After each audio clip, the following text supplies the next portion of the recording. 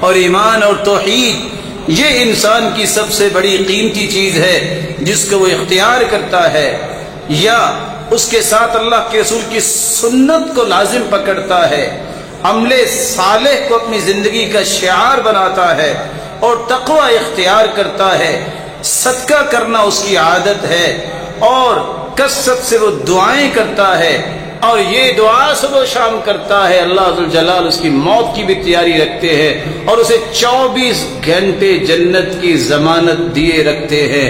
اور وہ دعا کون سی ہے؟ اللہم انت ربی لا الہ الا انت خلقتنی وانا عبدک وانا علی عہدک ووعدک ما استطعت اعوذ بک من شر ما صنعت ابوء لک بنعمتک علی وابوء بذنبی فاغفر لی فإنہ لا یغفر الذنوب الا انت۔ صبح جو پڑھ لے یقین کے ساتھ شام تک اسے موت آ جائے یہ جنتی ہے، شام کو پڑھ لے صبح تک اسے موت آ جائے وہ جنتی ہے۔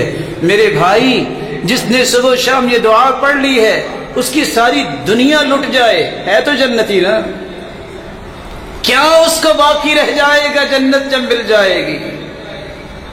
وہاں تو اللہ نے یہ بھی وعدے کیے ہیں والذین آمنوا واتبعتهم ذریتهم بایمان الحقنا بهم ذریتهم۔ باپ کا درجہ بلند ہے، اولاد اس طرح پیروی کرتی ہے لیکن درجہ اتنا نہیں پا سکی، باپ ہی اللہ سے سفارش کرے گا، اللہ میری اولاد کو میرے ساتھ لے، اللہ اس کی بات کو مان کے اس کے درجے تک اولاد کو بھی پہنچا دیں گے۔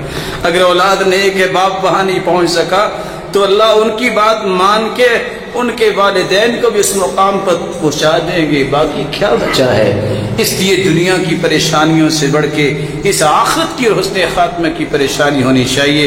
اللہ ذوالجلال ہمیں ایمان کی خوبصورت کیفیت میں رکھے اور جب بلائے تو اس سے بھی خوبصورت کیفیت میں اپنے پاس بلائے۔